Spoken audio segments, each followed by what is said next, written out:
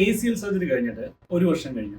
ജിമ്മിലൊക്കെ പോകുന്നുണ്ട്. ജിമ്മിൽ പോയിട്ടും മസിൽ ശരിയായ രീതിയിൽ ബിൽഡ് ചെയ്ത് വരുന്നില്ല. അല്ലെങ്കിൽ ജിമ്മിൽ പോയിട്ട് എക്സസൈസ് ഒക്കെ നന്നായിട്ട് തന്നെ ചെയ്യുന്നുണ്ട്. 10 കിലോയും 15 കിലോയും 20 കിലോയും ഒക്കെ ഇട്ട് തന്നെ എക്സസൈസ് ചെയ്യുന്നുണ്ട്. പക്ഷെ എന്ത് പറ്റുന്നു വെച്ച് കഴിഞ്ഞാൽ അപ്പോഴും മുട്ടിലൊരു ഇളക്കമുള്ളതുപോലൊക്കെ ഫീൽ ചെയ്യുന്നു. ശരിയായിട്ട് അങ്ങോട്ട് റിക്കവറി വന്നിട്ടില്ല. പെട്ടെന്ന് നിന്നിട്ട് തിരിയുമ്പോഴൊക്കെ ചെറിയ മുട്ടിൽ ഇളക്കമുള്ള പോലൊക്കെ ഫീൽ ചെയ്യുന്നുണ്ട്. ഇങ്ങനെയാണ് പലരും എന്നോട് കമന്റ് പറയുന്നത്.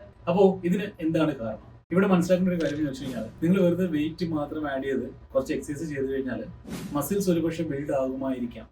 പക്ഷേ ഇവിടെ മുട്ടിന് വേണ്ട രീതിയിൽ ട്രെയിനിങ് ചെയ്യാതെ അതിന് വേണ്ട രീതിയിലുള്ള കപ്പാസിറ്റി ഇല്ലെങ്കിൽ ഇവിടെ ഒരിക്കലും മസിൽസ് ബലപ്പെട്ടു എന്ന് വിചാരിച്ചിട്ട് ഈ സ്കിൽസ് വരില്ല. പ്രോപ്രിയോസെപ്റ്റീവ് സ്കിൽസ് എന്ന് നമ്മൾ പറയുന്ന സ്കിൽസും അതുപോലെ തന്നെ സ്റ്റെബിലിറ്റി സ്കിൽസും ഒക്കെ ഇതിനകത്ത് വരുന്നതാണ്.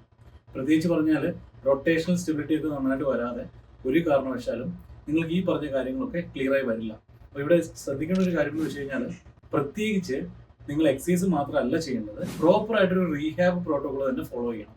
എങ്കിൽ മാത്രമേ ഈ പറഞ്ഞ കാര്യങ്ങളെല്ലാം തന്നെ റൊട്ടേഷണൽ സ്റ്റെബിലിറ്റി, അതുപോലെ തന്നെ ലാറ്ററൽ സ്റ്റെബിലിറ്റി, ഇനി പ്രോപ്രിയോസെപ്റ്റീവ് സ്കിൽസ്, ഇങ്ങനെയുള്ള കാര്യങ്ങളെല്ലാം തന്നെ അതിൽ വരുള്ളൂ.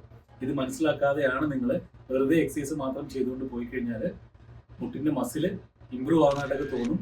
പക്ഷെ ഈ കാലുകൊണ്ട് എല്ലാ കാര്യങ്ങളും ശരിയായ രീതിയിൽ ചെയ്യാൻ സാധിക്കണമെന്ന് യാതൊരുവിധ ഉറപ്പും തരാൻ സാധിക്കില്ല.